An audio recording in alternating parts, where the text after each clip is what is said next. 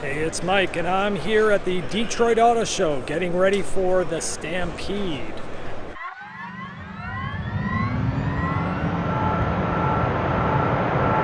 Yeah, baby. The Detroit Auto Show is back and in person after a 3-year absence. I plan to do a separate video on what and why they changed the show, but in short, GM, Ford, and Stellantis, aka Chrysler, were back big in their hometown.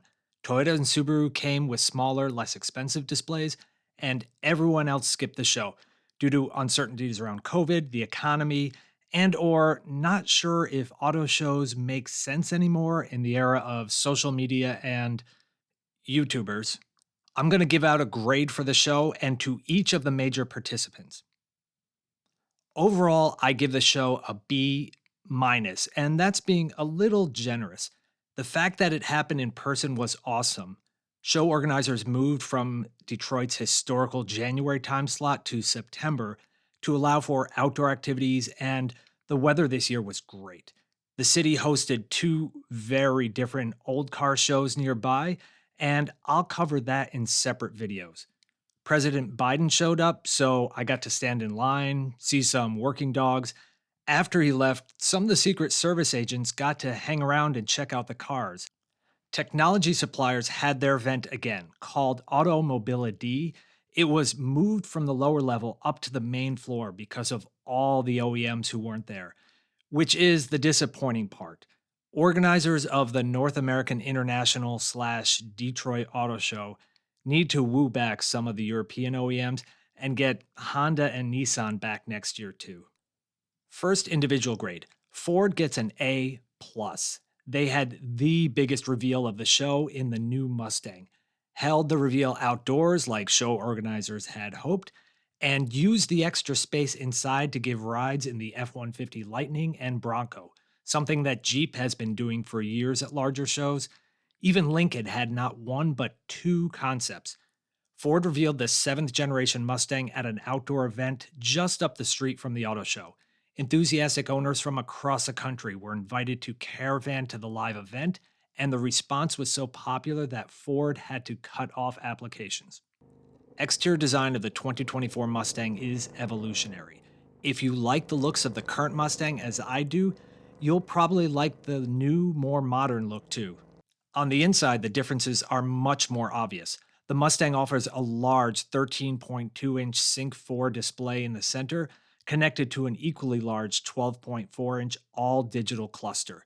There is no physical tachometer or speedometer, but you can select a theme that resembles the cluster from a 1980s Fox body Mustang. Aside from steering wheel controls and a strip of buttons in the center of the vehicle, nearly everything else has been moved to the touchscreen. At launch, there will be a 4-cylinder EcoBoost model and the GT model with a Coyote V8. You can still get a manual transmission with the V8, but it's no longer offered with the EcoBoost, which is a shame, but not surprising. A new Dark Horse package looks great and was on display everywhere. Ford owned the week by not leaking out any details before the show. In keeping with the evolutionary theme, no hybrid or electrified powertrains were announced. Expectations are that this will be the last generation of all internal combustion Mustang. I mentioned that Lincoln had two concepts. The Lincoln L100 debuted at Pebble Beach in August, and the Lincoln Star concept was unveiled in April. But both were clearly just design exercises, nowhere near close to reality. Here they are. You can judge for yourself. Next grade. General Motors gets a C for Chevrolet. They have three all new electric vehicles coming to market.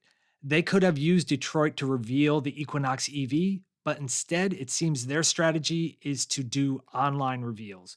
Still, it was good to see the Silverado EV, Blazer EV, and Equinox EV up close and in person. I did quick take videos for each. I'll put links in the notes.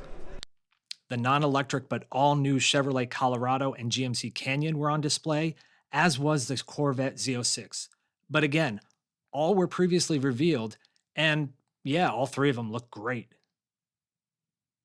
I should mention that I attended on one of the industry preview days. On these days, you get engineers crawling all over and under the newest vehicles for benchmarking.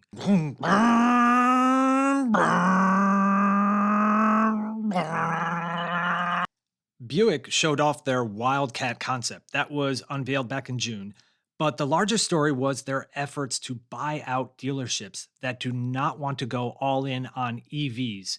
For years, Buick has been struggling to catch on with younger buyers in the US, and offering more electric vehicles is seen as key to changing that. More recently, Buick sales in China have declined after years of success. Buyers in China are also looking to other brands for more advanced technology and EVs. GMC showed the Hummer EV SUV in Moonshot Green Matte, which is only available on Edition 1. Honestly, I did not think the paint was from a production model because it looked too good.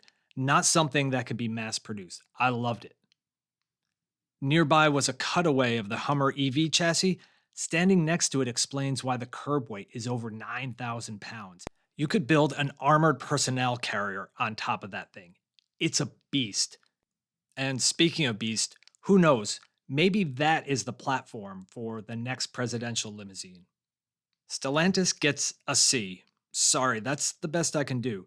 2 weeks earlier, they did an online reveal of their electric and electrified Jeep 4xe vehicles, but none of them made it to the show floor. They were AWOL.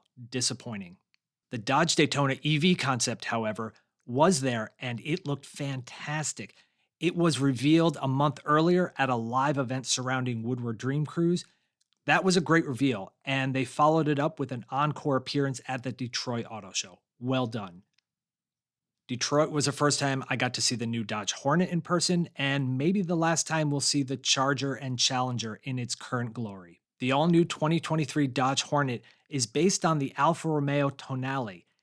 The Hornet looks fine, but I guess I can't stop seeing it as an Alfa with a Dodge-ish grille. The interior is good too.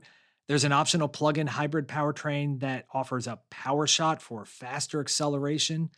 You can also get a GLH package from Mopar on the Hornet GT, resurrecting the Goes Like Hell name. As for the Challenger and Charger, it was announced that 2023 will be the last hurrah for these cars. Honestly, I think Dodge could just keep offering new colors and stripe packages for another 100 years, and it still wouldn't get old. Chrysler had the other reveal, albeit much smaller than the Mustang. For the final year of the current Chrysler 300, they're bringing the performance back as the Chrysler 300C. Previously, an SRT version was offered of the 300 in the US, and it was still offered in Australia. The 300C features the 6.4-liter Hemi V8, Brembo brakes, and other performance upgrades. Only 2,000 will be sold in the US, an instant collectible. As I mentioned before, Camp Jeep made it into the Detroit Auto Show along with a Ram test track utilizing the extra space. Toyota also gets a C-. Their display was not fancy, but they did bring a Lexus electrified sport concept, and the Toyota Crown was there too. The 2023 Lexus RZ450E, that's a great name.